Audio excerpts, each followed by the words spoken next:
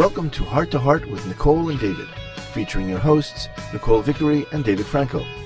Our program is designed to empower the adult congenital heart defect community with information of importance to the growing population of heart warriors. Nicole and David, both heart warriors, will be meeting with people from around the world to share information, gain knowledge, and draw hope from their experiences.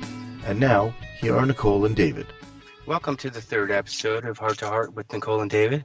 I am David Franco, a transposition of the Great Vessels, or TGA, heart warrior. I'm in the studio today with Nicole Vickery, a TOF, or Tetralogy of Fallot warrior, and we'll be talking diet and exercise today with our guest. Just in time for your New Year's resolution meltdown, we're going to talk about diet and nutrition and what helps us adult congenital heart patients keep it moving forward.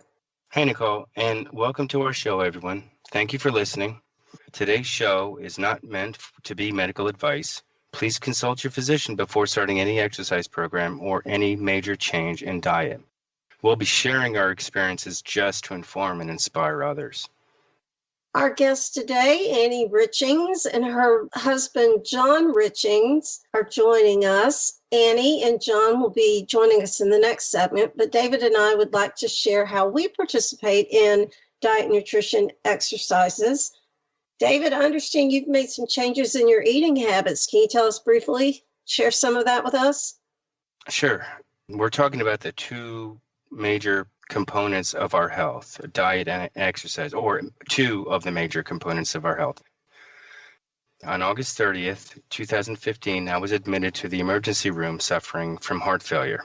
My admitting weight was 217 pounds. Discharge weight was 195 pounds after 3 days, and currently I weigh 170 pounds.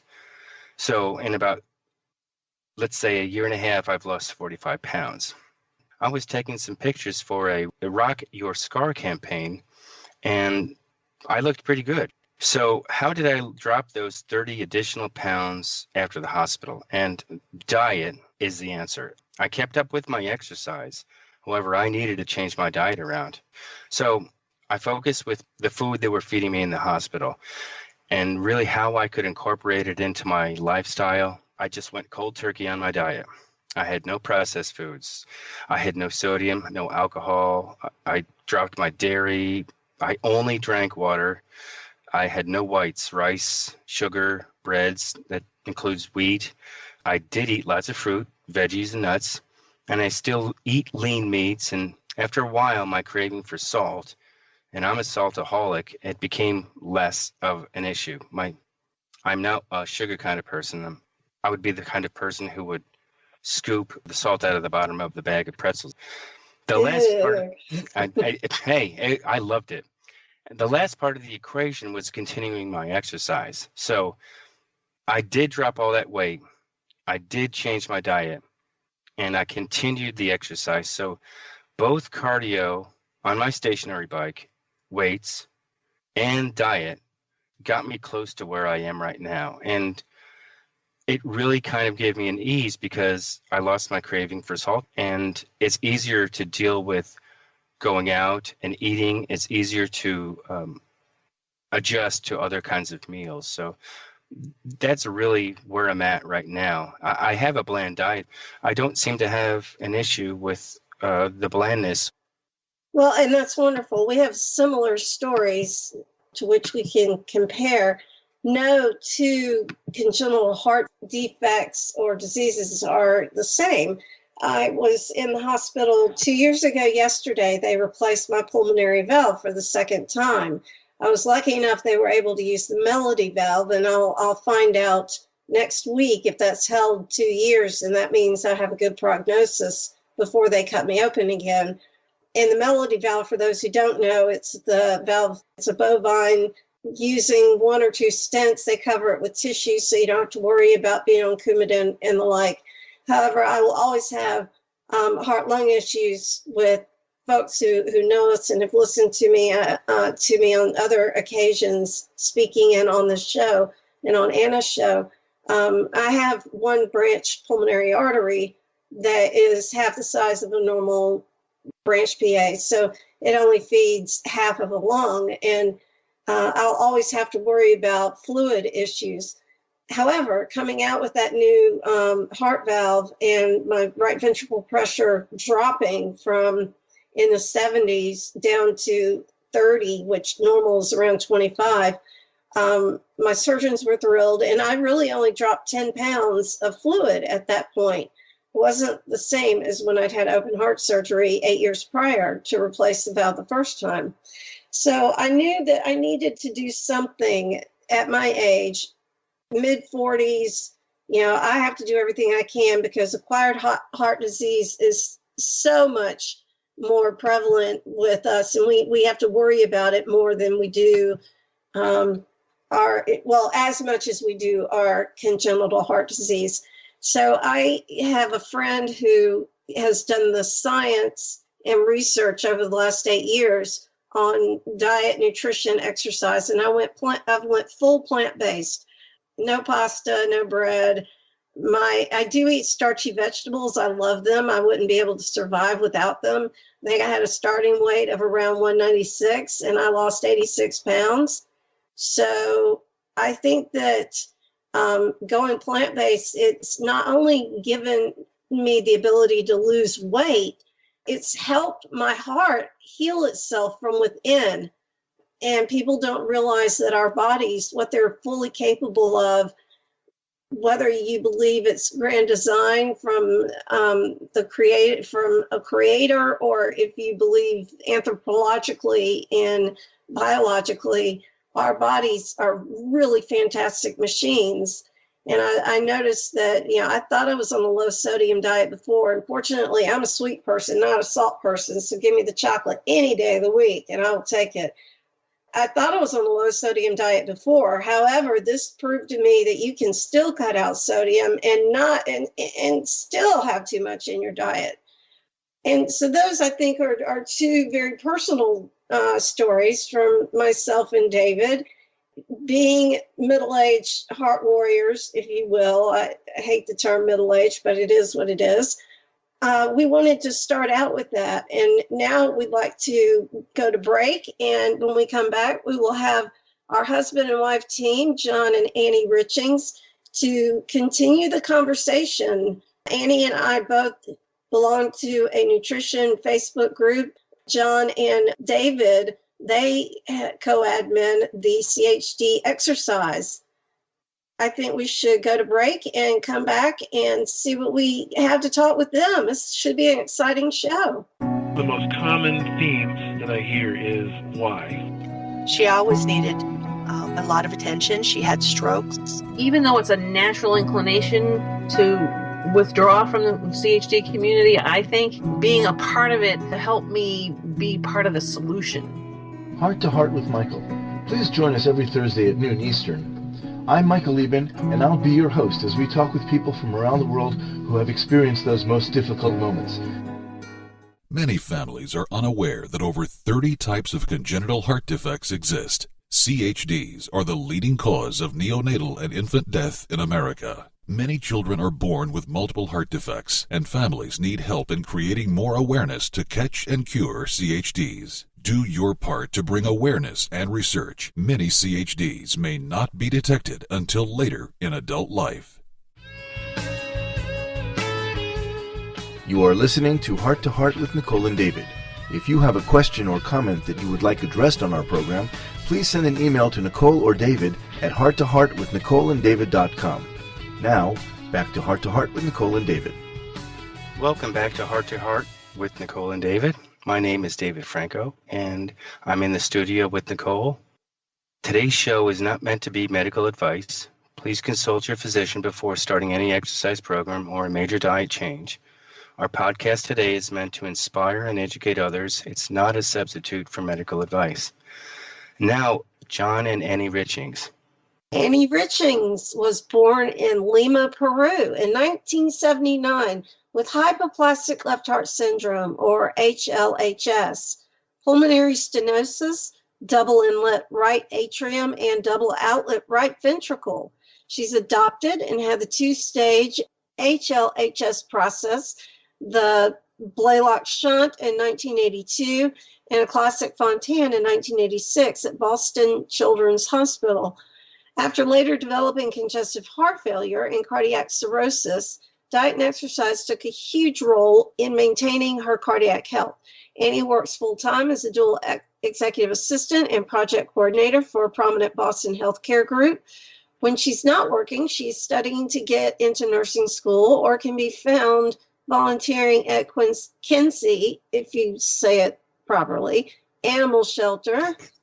Annie is also an admin to the Post-Fontan CHD and Liver Challenges on Facebook group. Annie is married to Jon Ritchings, another congenital heart patient, and together they work to create meals that are healthy, delicious, and low carb. Welcome to Heart with Nicole and David, Annie. Hello, and thank you so much for having me. Annie, welcome. I would like to introduce Jon into the room.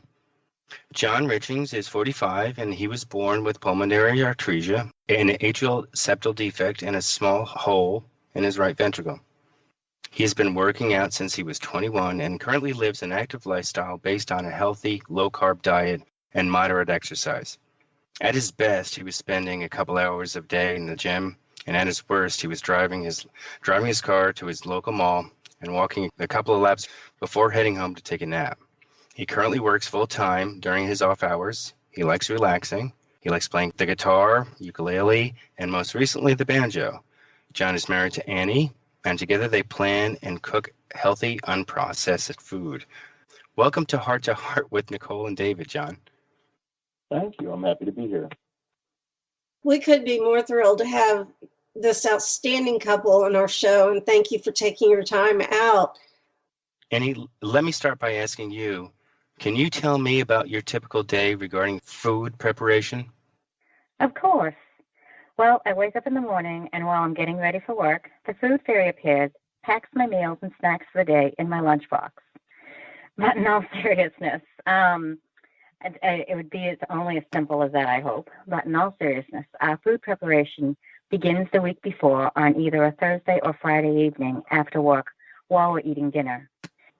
Jon and I tend to scour our cookbooks, favorite cooking sites, the local farms, and grocery store pamphlets. It helps us to decide what we want for next week's breakfasts, lunches, snacks, and dinners. Because I'm so busy with work, volunteering, and now I've added being a part-time student, food preparation and meal planning is essential for us to make these healthy food choices. So over the weekend, Jon and I will cook our breakfasts and lunches, store them away in separate containers. And this makes our lives so much easier. So in the morning, for waking up either at 4:30 or 6, we honestly don't really have to think about what to pack because it's already been prepared and put into individual containers. I like having a snack, usually around 3 is when, I tend to wake up in a sense. I am a natural night owl, so I get hungry. And what I'll usually have is some type of fruit that's either paired with a nut butter, soft cheese, or I'll do Greek yogurt with maybe a little honey and fruit. And for a good example, this week, we'll be having an asparagus, egg, and nitrate-free bacon salad with a vinaigrette for breakfast, and then either chicken zucchini noodle soup or an egg roll bowl for lunches. And for our dinners, we have different options of haddock, shrimp, and chicken meals that we've already pre-planned ahead. We keep a handwritten daily list of our food on the fridge, so when one of us is home early, that person can begin prepping and cooking without having to wonder or bother the other one, especially if they're working or on the train. Now, I also pack what I'm going to drink throughout the day because there are times when plain water becomes just that. I love adding lemon juice. So from one of our local farms, they sell pints of freshly squeezed lemon juice or lime juice for a very great price. And the only ingredient in it is lemon juice. Unlike that other stuff that has added sodium and chemicals that I can't even pronounce. Oh, yeah. So at my desk at work, I have to keep my ground coffee. I allowed one cup a day, and then I have decaf or herbal teas. So if I'm cold, I have a good alternative. And I must say that we are fortunate with where we live to be able to buy these products that allow us to make these healthier choices. And you know, Annie, I have found personally that it's all about batch cooking, planning ahead. People, they invent so many excuses as to why they can't do this, can't do that. But, if you can make a sweet potato and kale black bean casserole, which I do quite well, thank you, no butter or salt or anything added, and you freeze it, and then you've got food for a week. And you do it in individual containers, just take it to work, and it's ready to nuke by the time you're ready for lunch. So I couldn't agree with you more, no matter which nutrition style you take upon yourself, and the same is applicable to exercise. We all make the time to do what we want to do and what is best for ourselves. Yes, I have to completely agree with you. And I must say, in the beginning, when I first started out my journey of cooking, it wasn't as simple and easy as that. It did take, unfortunately, those medical issues that you stated, the CHF and the cardiac cirrhosis, to wake me up and realize, hey, there's an easier way of doing this. You can make it tastier.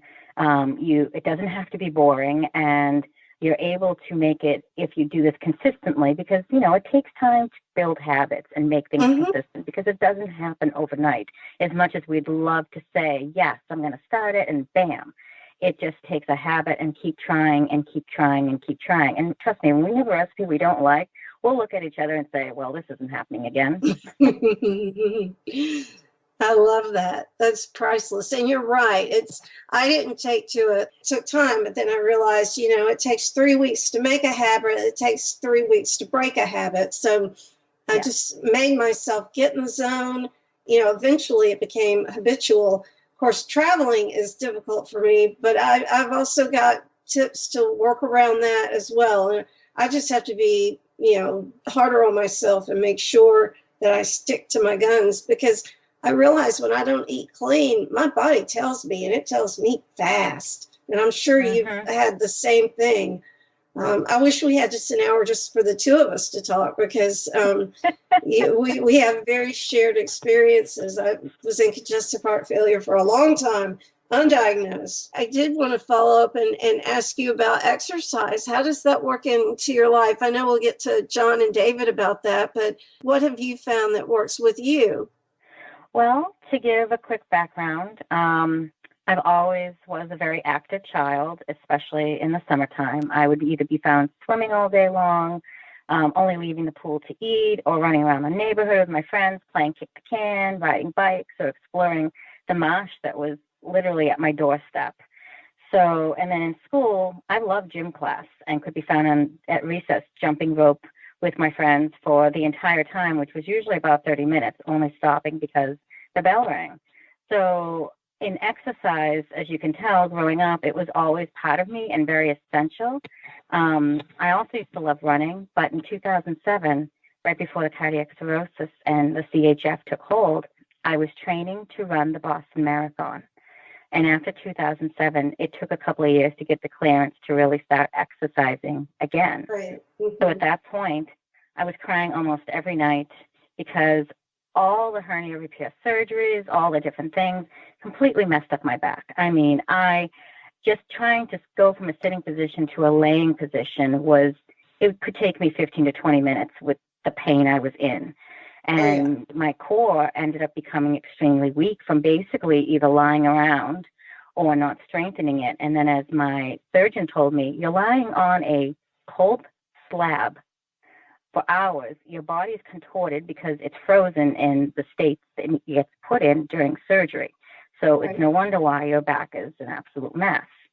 So my first goal at the time was then to find very low impact exercise that will allow me to strengthen my muscles and get back on the, as they call it, exercise wagon. I joined a gym that had various classes because I absolutely love classes, and having an instructor who can come over and correct my form, which is key to not straining anything. So I fell in love with Pilates, or I should say I'm still in love with Pilates, reformer Pilates, yoga, bar, and weight training. And eventually I was given clearance to do any form of exercise. So I added kickboxing, boot camp, and indoor rowing. And having all these options really made exercise fun and kept the back pain at bay. So now becoming a part-time student while working full-time, I won't deny it has made exercising quite challenging for me, especially now that these cold winter months have, come upon us.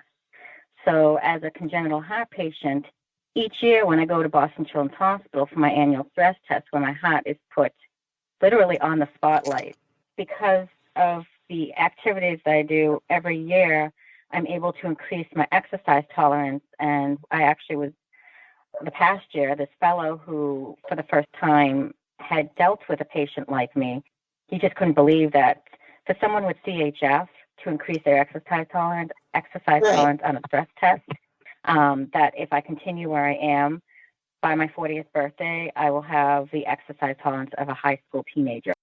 Nutritionally speaking, Annie, I think that's what you and I really wanted to glean from today's show. I just was curious, did you give up meat completely, or have you kept it in your diet? And there's a big difference in registering vegan, vegetarian, and plant-based.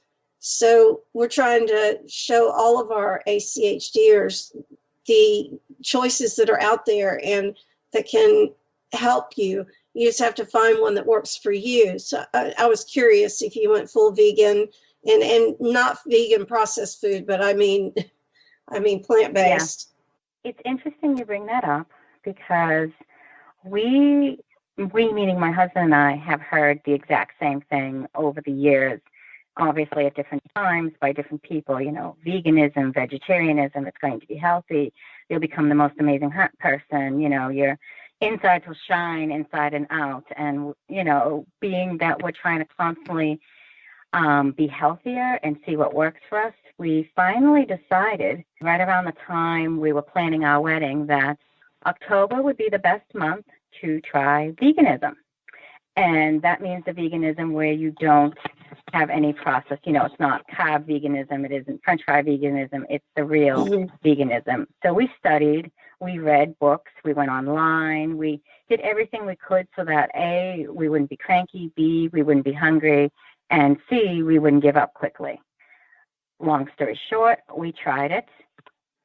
And unfortunately for us, and I have to say for myself, I had never been more miserable in my entire life. I could not get enough food in me to eat. I was 24/7 starving, waking up with pure hunger pains, falling asleep with pure hunger pains. I was exhausted. I couldn't get out of bed anymore. I stopped exercising because I couldn't even move. I ached everywhere. I hurt everywhere. I honestly thought, what is going on with my body? What is wrong with me? I started falling into a depression because I'm thinking, something must be horrifically wrong. What could be going on? I can't move. I gained about 10, 15 pounds. And this isn't, you know, eating pasta. I didn't do that. We were doing quinoa. We were doing barley. We were doing potatoes and, you know, and beans. And I was like a gassy, inflatable balloon. And on top of it, my fluid started returning around my belly and around my face, that was it for me. I was horrified, absolutely horrified. Right. So one night I was out with my girlfriend and I texted my husband and said, sweetheart, I need meat. My body has never craved and screamed for something so simple in my life. And I had the most delicious lamb chop meal with sides of vegetables steamed. Oh, yeah. And I felt like a new person again. And each time that I presented the meat back in, and I'm not saying, you know, I went and grabbed like slabs of meat and just started eating it. No, I'm saying we looked at lean pieces. We looked at chicken and we looked at turkey and, you know, all the good things. It just felt healthier and healthier. The weight started coming off, the fluid started leaving, and I was able to start waking up again. It took months, though, to reverse the damage that was done. And for me, as you can see, when we finally came to an agreement on what our new diet is, and we spoke with this cardiologist, it comes down to, for my system, and I, apologize speaking for him, but Mediterranean is the best way for us, the Mediterranean diet. Healthy fats, nuts, beans at a very reasonable rate, not in every single meal. Having the protein be meats and having the vegetables and removing a lot of grains and carbs, because on top of all of that, on everything else, I was having a daily migraine to the point where I was popping Advil as if it was candy. I couldn't, and I was taking migraine meds. I was doing everything. But once I introduced the meat and started removing grains and carbs, or at least the processed carbs, as I call it, they started drifting away and disappearing to the point where I remembered what it was like to have a life of migraine-free, which is very difficult for me since I suffer from them very easily. Annie, I'm sorry, I don't mean to interrupt you, but I think that understand. we could talk for days and days on this. Yes, I do need to take us to a commercial break. We're going into the third segment, and you're talking single ventricle patients who are well into their adults, not just the 20-year-olds. There is something different works for everyone, and you have to find that balance within yourself. And I think, especially going into our exercise segment, it's a good place for us to leave off and pick out. So we're going to go to break now, and then we'll be back.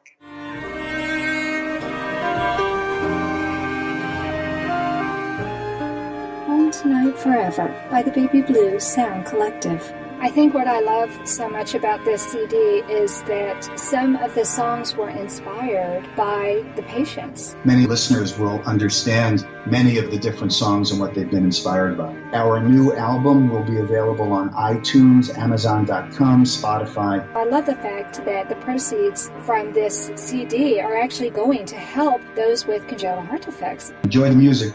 Home Tonight Forever.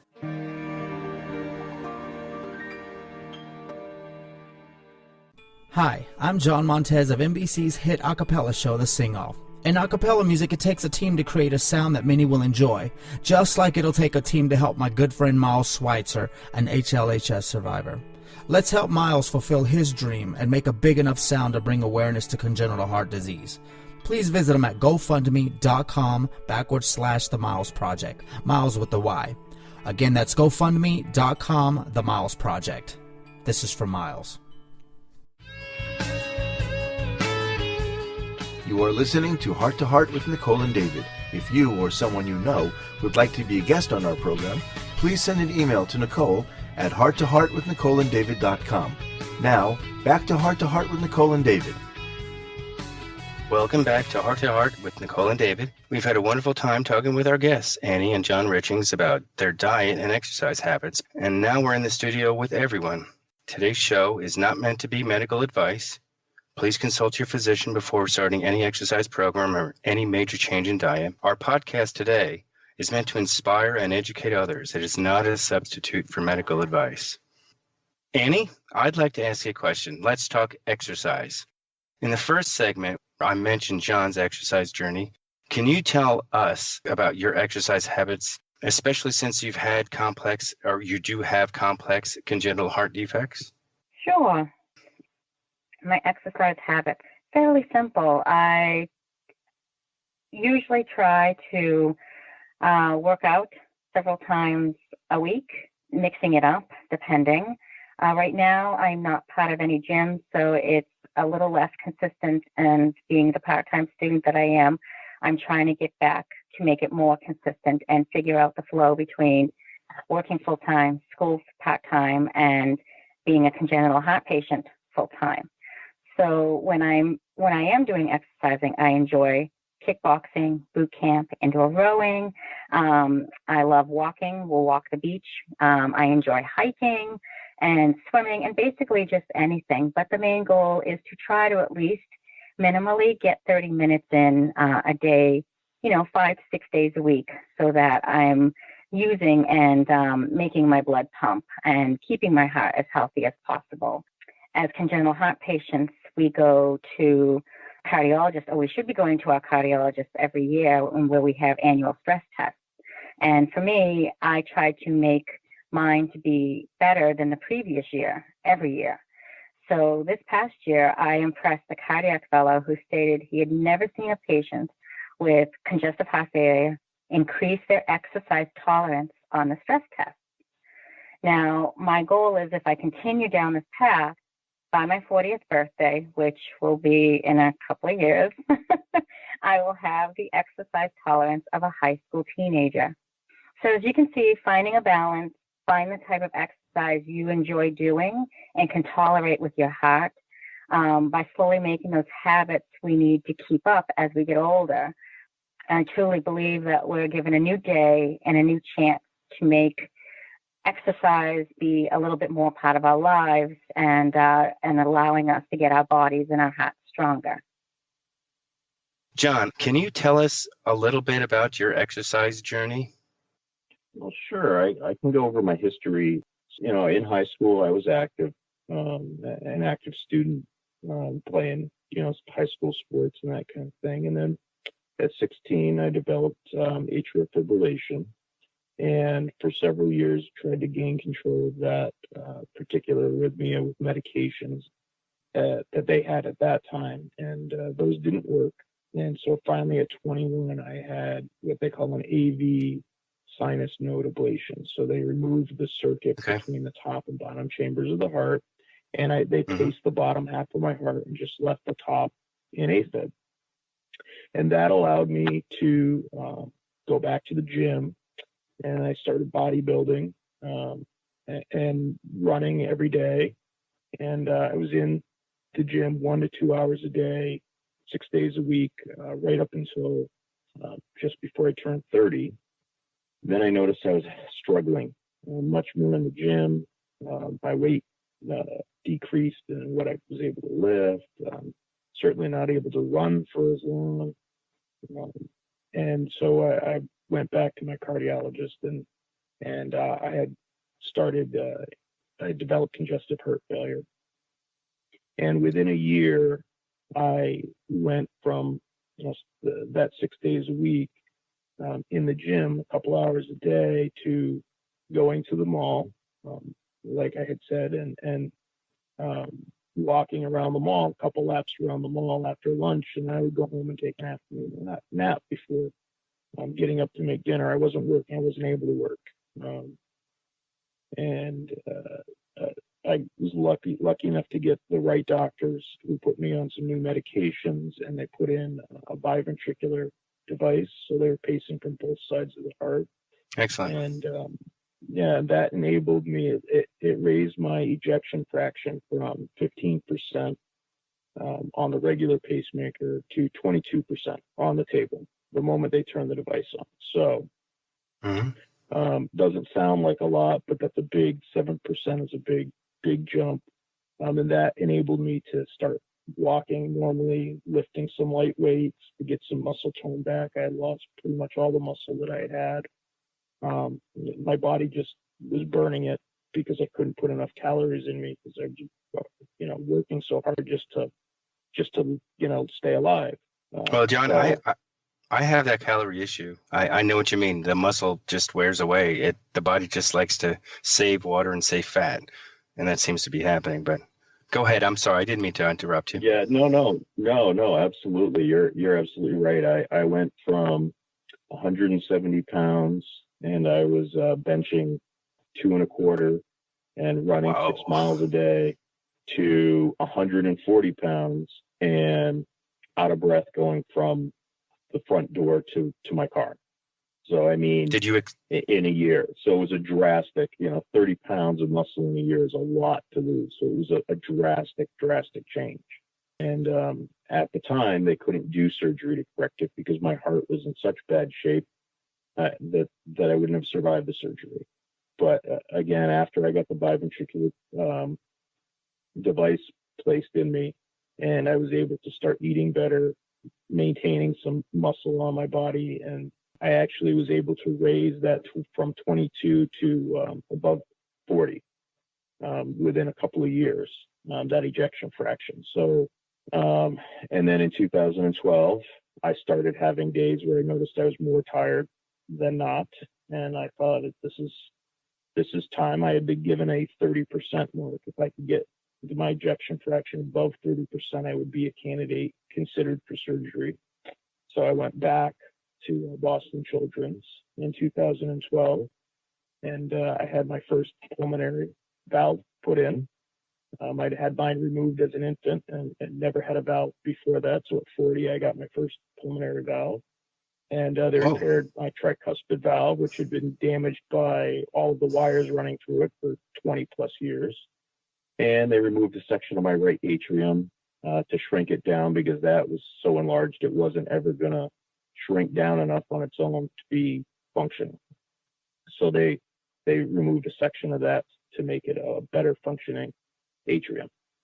And after that, about a year afterwards, they gave me the go-ahead to start working out. In fact, I had my surgery on July 30th of 2012, and on Thanksgiving Day, I ran in our local Thanksgiving Day race, 4.8 miles. And when I say I ran the downhill section. 4 months after open heart surgery, I was able to go do that.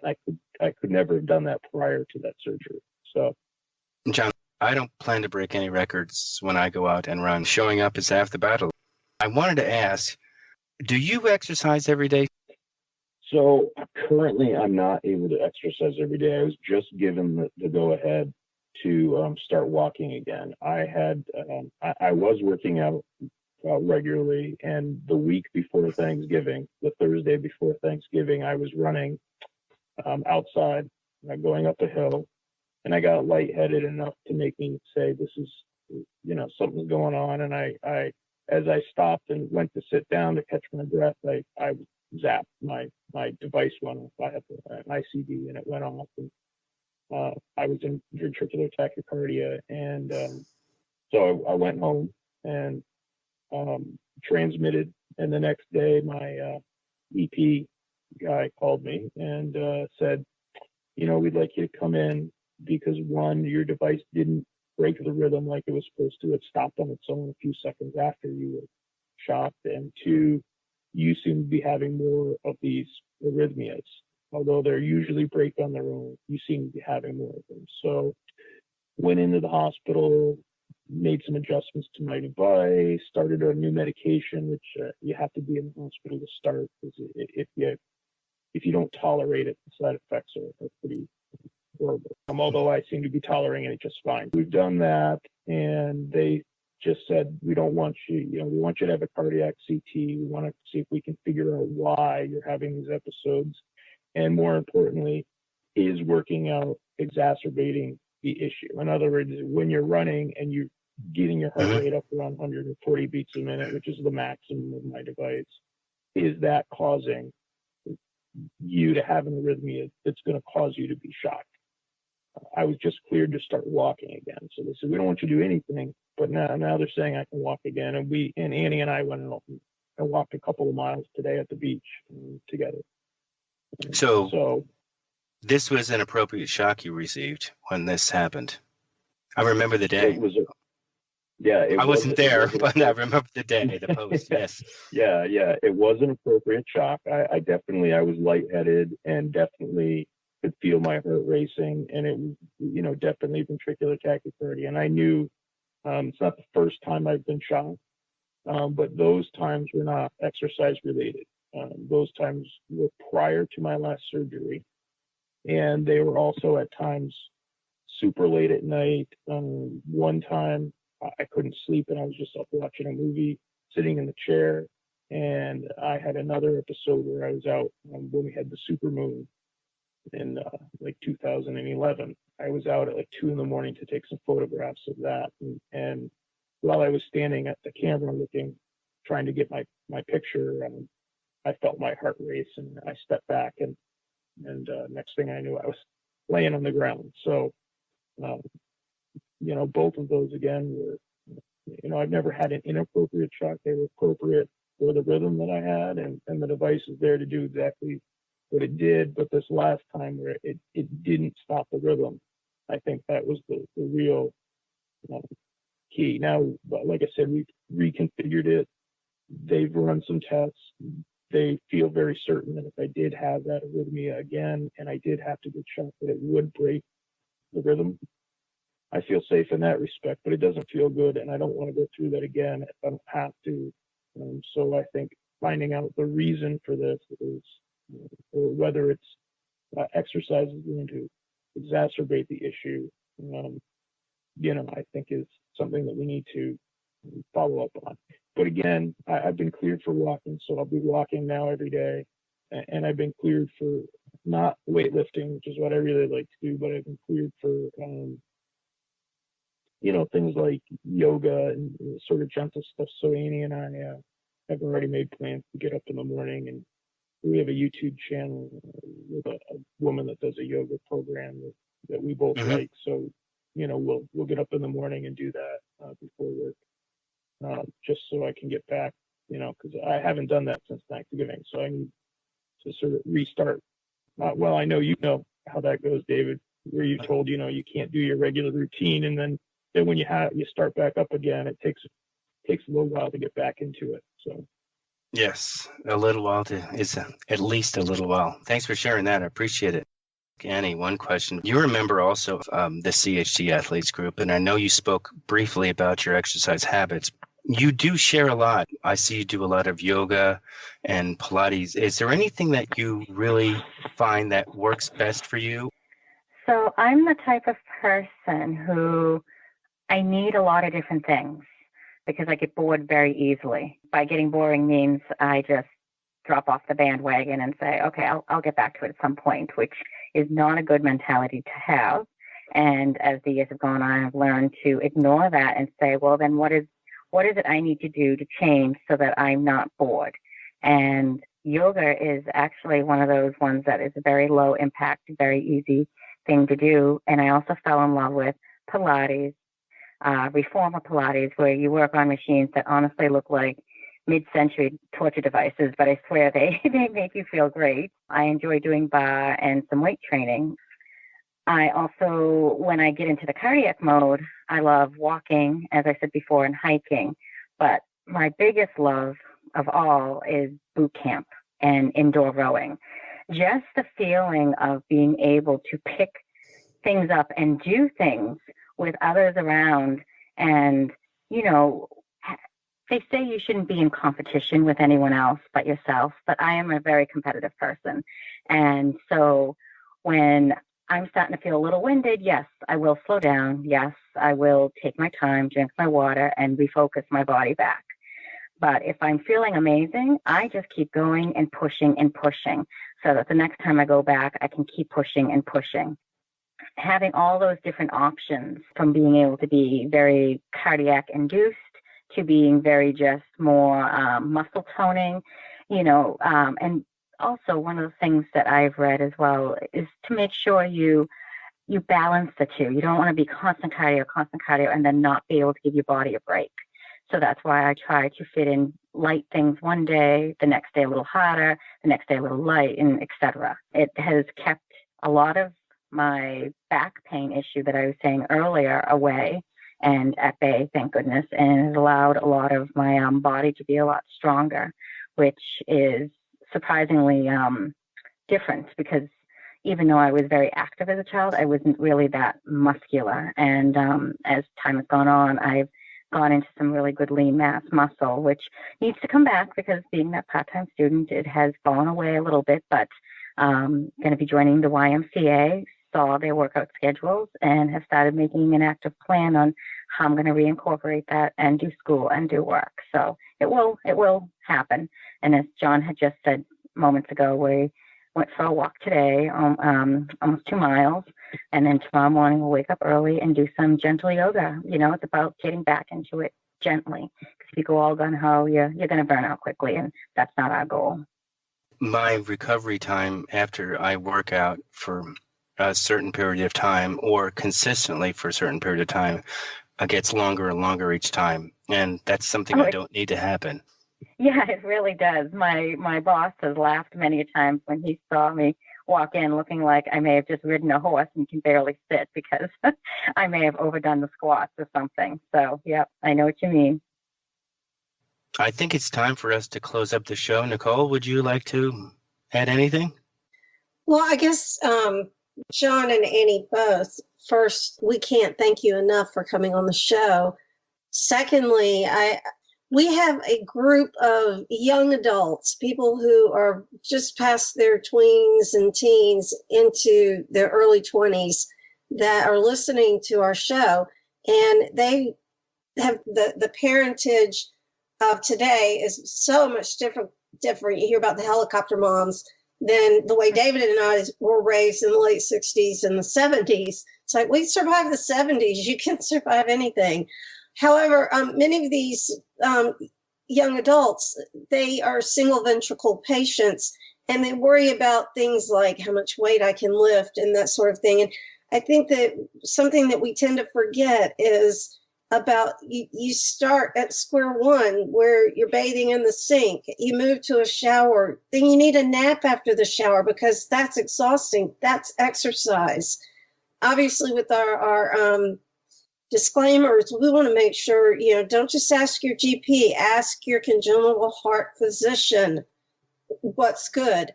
And then I just wanted to have you to weigh in on, yes, you're not, unless your doctor has specifically set limitations, then you have to find what is right for you. Start little and you just get bigger and bigger every day. And I don't mean wider and wider. I mean, you grow. And that's how muscles are worked. And if you two had anything you wanted to weigh in about that, certainly now would be the time. Okay, so I actually do. I like I said, I was active in high school.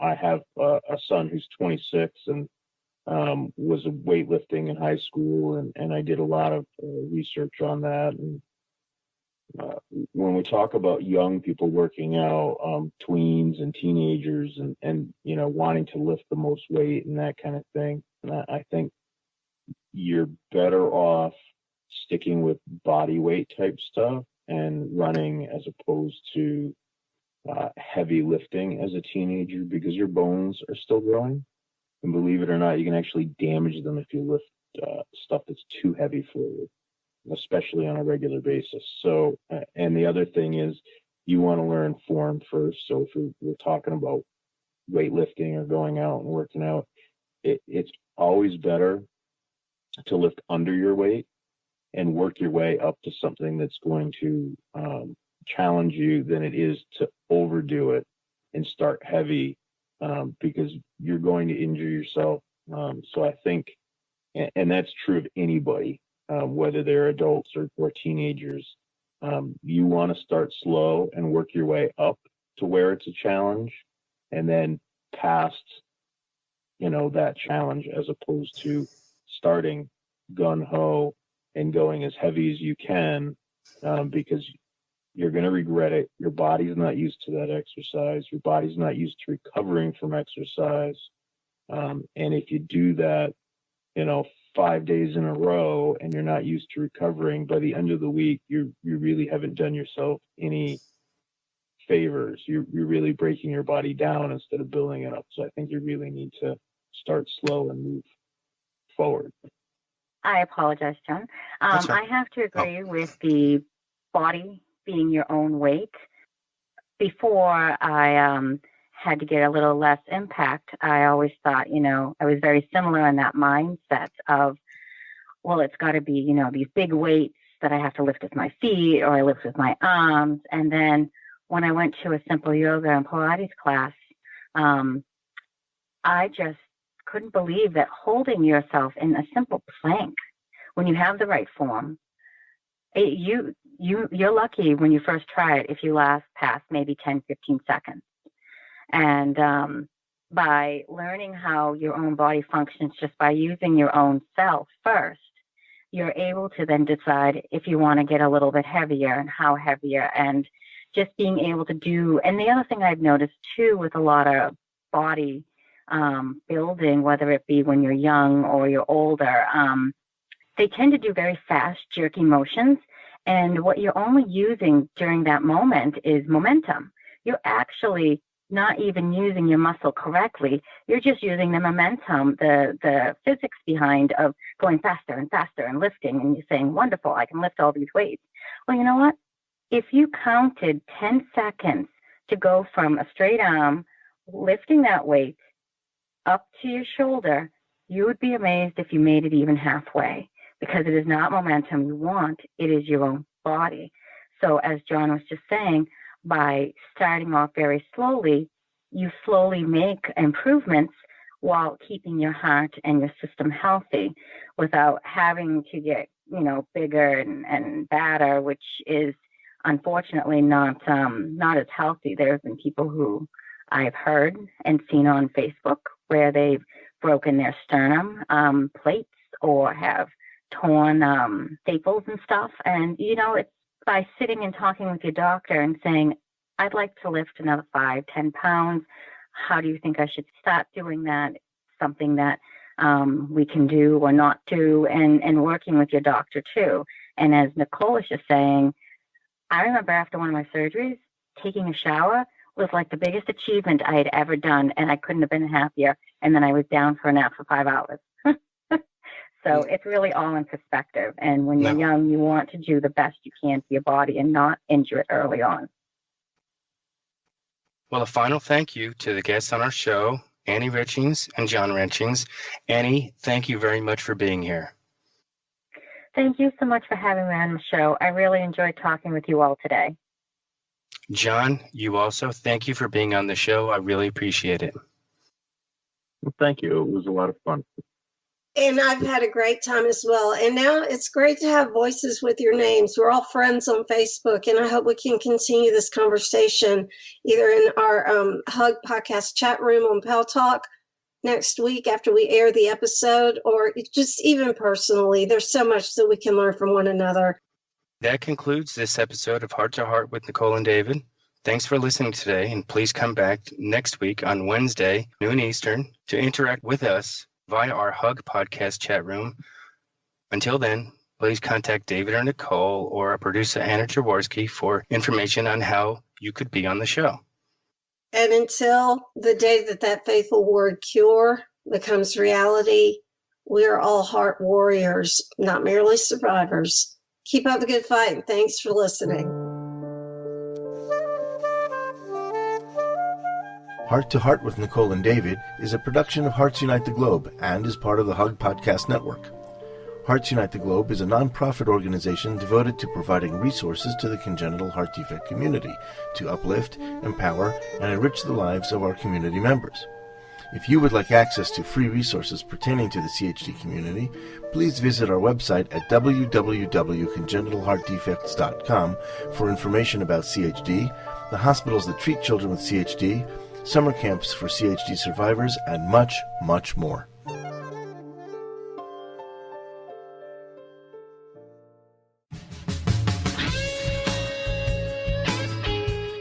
Thank you again for joining us. We hope you have gained strength from listening to our program. Heart to Heart with Nicole and David can be heard every Wednesday at noon Eastern Time.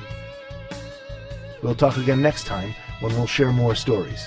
But if you'd like to continue today's discussion, please join us right after the program in the Hug Podcast chat room on Pal Talk.